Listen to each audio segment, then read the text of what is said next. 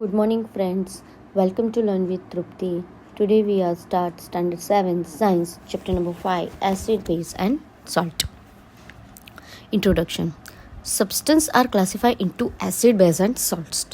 તો કે સબસ્ટન્સ એટલે કે કોઈ પણ પદાર્થ તો એને ત્રણમાં આપણે ક્લાસિફાઈડ કરી શકીએ મતલબ કે એને ત્રણ આપણે એના ડિવાઈડ કરી શકીએ છીએ, ભાગ પાડી શકીએ છીએ. એસિડ, બેઝ એન્ડ સોલ્ટ કે કોઈ પણ પદાર્થ છે એ કેવો છે તો એ ત્રણ રીતે નક્કી થાય, કાં તો એ એસિડિક હોય, કાં બેઝિક હોય, કાં સોલ્ટ્સ હોય. ઓકે, તો acid are sour, base are bitter and soapy, salt are form reaction of the acid and base. તો એસિડ છે ને એ કેવા હોય ખબર, સ્વાદે શ્યોર હોય, મતલબ કે એ ખાટા હોય. બેઝ જે છે એ બીટર એટલે કે કડવા ટાઈપના, તુરા ટાઈપના હોય. અને શોપી એટલે કે એકદમ આમ સાબુમાંથી કેવા પરપોટા થાય એ ટાઈપના હોય. And salt are from reaction. અને સોલ્ટ આપણને કેવી રીતે મળે ખબર, તો કે એસિડ અને બેઝ એ બેવને આપણે ભેગું કરીએ ને એના રિએક્શનથી આપણને સોલ્ટ એટલે કે મીઠું મળે છે. ઓકે, એસિડ્સ ટેસ્ટ સોર. તો કે એસિડ છે એ કેવા હોય સ્વાદે, તો કે ખાટા હોય. Turn blue litmus red. તો એસિડ છે ને કોઈ પણ એસિડિક પદાર્થ હોય ને એના અંદર જ્યારે આપણે લિટમસ પેપર નાખીએ ને તો એ બ્લુને રેડ બનાવી દે છે. Found in lemon, vinegar, tamarind, curd. તો તમને કહું એસિડ આપણને કઈ જગ્યાએ જોવા મળે છે, તો કે લીંબુમાં, વિનેગરમાં, આમલીમાં, દહીંના અંદર, આ બધી જગ્યાએ એસિડ કોઈને કોઈ સ્વરૂપે રહેલું હોય છે. Strong acid HCl, H2SO4, weak acid acetic acid, citric acid. મતલબ કે આ સ્ટ્રોંગ ને વીક શું છે, તો કે સ્ટ્રોંગ ને વીક એવું છે કે જે HCl, H2SO4 છે એ બહુ જ સ્ટ્રોંગ છે, કેમ કે એની અંદર એસિડિટી વધારે પ્રમાણમાં છે. અને વીક એસિડ એમના અંદર એસિડનો ગુણ તો છે પણ એ ઓછા પ્રમાણમાં હોય છે, એટલે એને સ્ટ્રોંગ ને વીક એસિડ કીધેલું છે. Now next topic, base. Test bitter, feel soapy. તો એનો સ્વાદ કેવો હોય છે, બીટર એટલે કડવા ટાઈપનો, તુરા ટાઈપનો સ્વાદ હોય છે. અને સોપી એટલે કે એકદમ પરપોટા ટાઈપનો હોય છે. Turn red litmus paper blue. તો એ શું કરે છે, તો કે લાલ લિટમસ પેપરને ભૂરા બનાવે છે, જે બેઝ પદાર્થ હોય તે. Found in baking soda. આ બેઝ આપણને ક્યાં જોવા મળે, તો કે બેકિંગ સોડા જેને આપણે ખાવામાં યુઝ કરીએ છીએ, ખાવાનું અલગ અલગ ઢોકળા, ઇડલી બધું બનાવવામાં. Lime water, soap etcetera. Strong base NaOH, KOH. Weak base ammonium hydroxide. તો આ પણ સ્ટ્રોંગ અને વીક બેઝ છે, જેની અંદર બેઝનું પ્રમાણ ખૂબ વધારે પડતું છે એ NaOH, KOH. અને જેના અંદર બેઝ તો છે પણ થોડું વીક છે, તો ammonium hydroxide. Okay, now next topic, salts formed by reaction of acid and base neutralization. મતલબ સોલ્ટ એટલે કે મીઠું ક્યારે બને છે કે જ્યારે એસિડ અને બેઝ બેની વચ્ચે રિએક્શન થાય ને તો એક ત્રીજો પદાર્થ બને છે, જેને કહીશું આપણે મીઠું એટલે કે salt. Example, HCl plus NaOH gives to NaCl plus H2O. મતલબ કે જ્યારે હાઇડ્રોક્લોરિક એસિડ અને NaOH બેનું મિક્સ થશે ને તો આપણને મીઠું મળશે અને જોડે પાણી છૂટું પડશે. Common salt in use in food. તમને બધાને ખબર જ છે કે આપણે રોજિંદા જીવનમાં ખાવામાં યુઝ કરીએ છીએ એ શું છે, મીઠું. તો એ સોલ્ટ જ છે.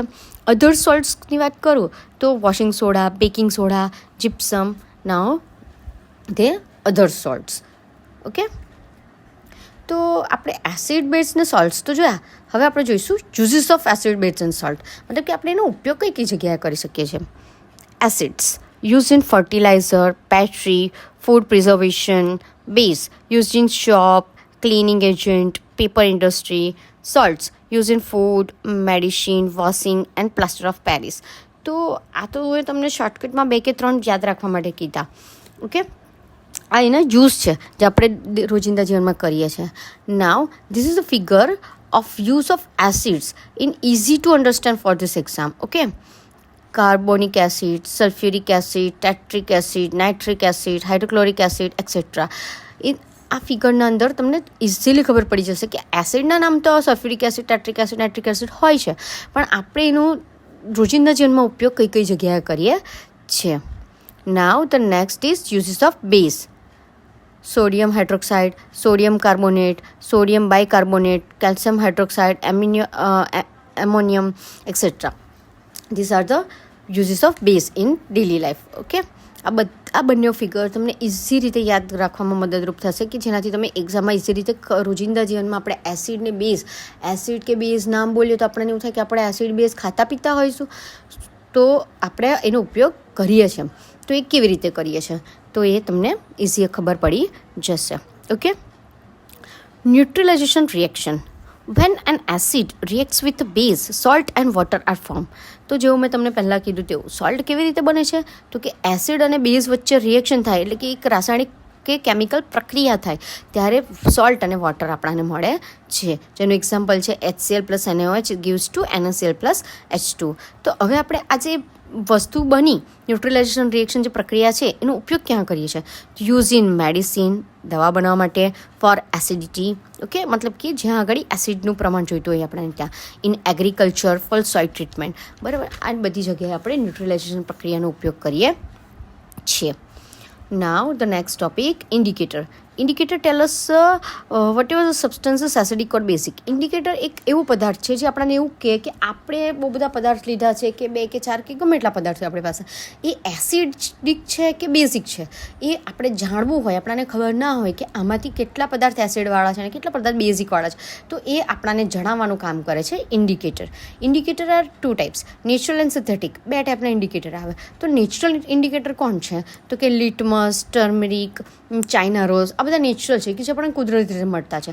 અને સિન્થેટિકમાં કોણ આવશે? ફિનોલ્ફથેલિન, મિથાઇલ ઓરેન્જ. આ ફિનોલ્ફથેલિન ને મિથાઇલ ઓરેન્જનો મોટેભાગે ઉપયોગ લેબોરેટરી લેબના અંદર અલગ અલગ વસ્તુ એસિડિક્સ છે કે બેઝિક્સ છે એ જાણવા માટે થતો હોય છે. Okay, now this is the figure of the easy understand. આ એક અહીંયા તમને મસ્ત ફિગર આપેલી છે જેનાથી તમને ખબર પડે કે કયા ઇન્ડિકેટર એસિડમાં કેવો કલર ચેન્જ કરે છે અને બેઝમાં કેવો કલર ચેન્જ કરે છે. તો લિટમસ પેપર હોય ને એ એસિડના અંદર બ્લુ ટુ રેડ એન્ડ બેઝમાં રેડ ટુ બ્લુ થાય. ઓકે, ફિનોલ્ફથેલિન એસિડમાં કલરલેસ, બેઝમાં પિંક. મિથાઇલ ઓરેન્જ એસિડમાં પિંક અને બેઝમાં yellow. This is the figure of indicator. Okay, easy understand.